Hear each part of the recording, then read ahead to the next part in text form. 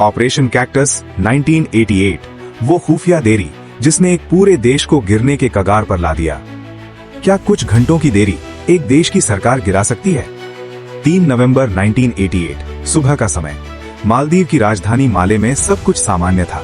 समुद्र शांत था, लोग अपनी रोजमर्रा की जिंदगी में व्यस्त थे। लेकिन कुछ ही मिनटों में ये शांति गोलियों की आवाज में बदलने वाली थी।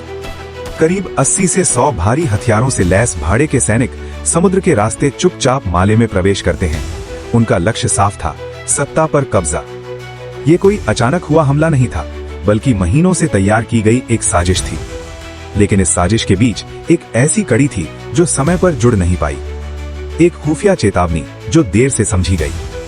मालदीव भले ही छोटा देश था, लेकिन उसकी भौगोलिक स्थिति बेहद महत्वपूर्ण थी।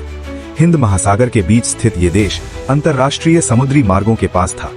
यहाँ अस्थिरता का मतलब था पूरे क्षेत्र की सुरक्षा पर खतरा। 1980s के दशक में मालदीव के राष्ट्रपति मामून अब्दुल गयूम के खिलाफ असंतोष बढ़ रहा था। कुछ स्थानीय विरोधी समूह बाहरी ताकतों से संपर्क में थे। इन्हीं में से एक साजिश ने श्रीलंका के उग्रवादी संगठन प्लोट को शामिल किया।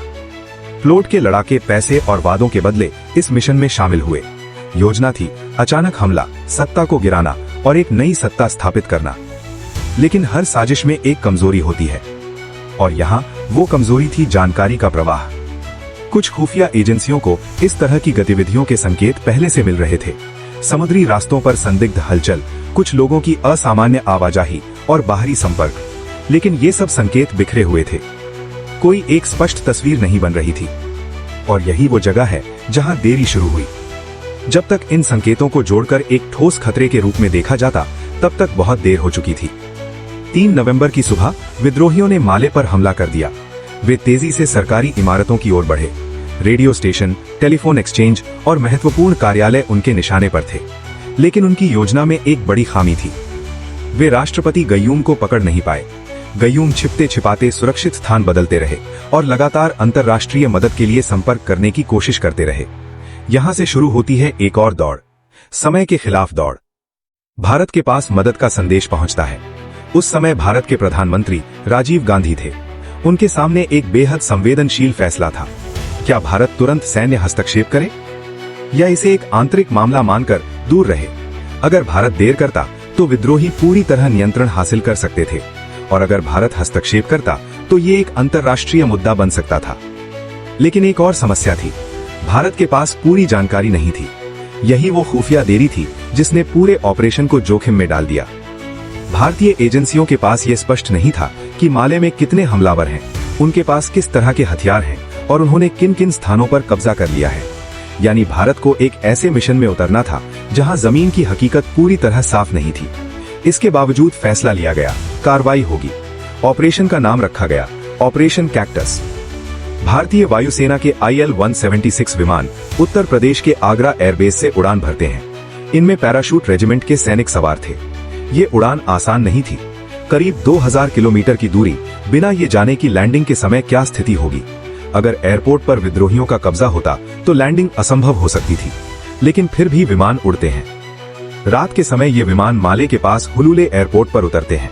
सैनिक उतरते ही स्थिति का आकलन करते हैं। अंधेरा, अनजान शहर और हर तरफ संभावित खतरा। यही वो क्षण था जहां खुफिया जानकारी की कमी सबसे ज्यादा महसूस हुई। अगर पहले से सही जानकारी होती तो रणनीति और भी सटीक हो सकती थी। लेकिन अब हर फैसला मौके पर लेना था। भारतीय सैनिक तेजी से आगे बढ़ते हैं। वे एयरपोर्ट को सुरक्षित करते हैं और फिर शहर की ओर बढ़ते हैं।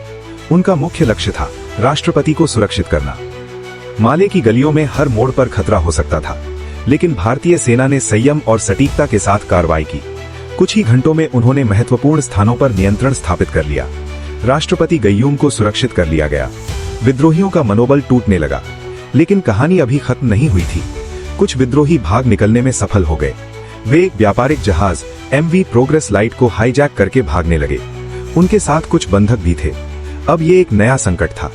अगर ये जहाज अंतर्राष्ट्रीय जल क्षेत्र में पहुंच जाता तो स्थिति और जटिल हो सकती थी। भारतीय नौसेना को तुरंत सक्रिय किया गया। INS गोदावरी और INS बेतवा को तैनात किया गया। उन्होंने तेजी से जहाज का पीछा शुरू किया। ये सिर्फ एक पीछा नहीं था, ये एक रणनीतिक परीक्षा थी। अगर विद्रोही बच निकलते तो ये भारत की विश्वसनीयता पर सवाल उठा सकता था। लेकिन भारतीय नौसेना ने सटीकता से काम किया। उन्होंने जहाज को रोका और एक ऑपरेशन के जरिए बंधकों को सुरक्षित छुड़ा लिया। विद्रोहियों को गिरफ्तार कर लिया गया। ऑपरेशन कैक्टस सफल रहा, लेकिन इस सफलता के पीछे कई महत्वपूर्ण सवाल छिपे हैं। सबसे बड़ा सवाल, क्या ये मिशन और भी कम रिस्क में पूरा किया जा सकता था? अगर खुफिया जानकारी समय पर और पूरी होती तो शायद सैनिकों को इतना जोखिम नहीं उठाना पड़ता। ये घटना भारत की खुफिया प्रणाली के लिए एक बड़ा सबक बनी। इसने दिखाया कि अंतर्राष्ट्रीय संकट में रियल टाइम इंटेलिजेंस कितनी जरूरी होती है। सिर्फ जानकारी होना काफी नहीं है, सही समय पर सही जानकारी होना जरूरी है। ऑपरेशन कैक्टस ने भारत को एक जिम्मेदार क्षेत्रीय शक्ति के रूप में स्थापित किया। इसने दिखाया कि भारत अपने पड़ोसियों की सुरक्षा के लिए तुरंत और प्रभावी कार्रवाई कर सकता है। मालदीव में लोकतांत्रिक सरकार बची रही और हिंद महासागर क्षेत्र में स्थिरता बनी रही। लेकिन ये कहानी सिर्फ एक सफलता की नहीं है, ये एक चेतावनी भी है। एक ऐसी चेतावनी जो आज भी उतनी ही प्रासंगिक है, क्योंकि आज की दुनिया में खतरे और भी तेज और जटिल हो गए हैं। और ऐसे में अगर एक छोटी सी खुफिया देरी हो जाए तो उसका असर सिर्फ एक शहर या एक देश तक सीमित नहीं रहता, वो पूरे क्षेत्र की स्थिरता को हिला सकता है। और कभी कभी इतिहास की दिशा बदलने के लिए सिर्फ कुछ घंटों की देरी ही काफी होती है। दोस्तों, अगर ये वीडियो आपको पसंद आई हो तो इसे लाइक करें और अपने दोस्तों के साथ जरूर शेयर करें। ऐसी ही सच्ची कहानियों के लिए हमारे चैनल को अभी सब्सक्राइब करें।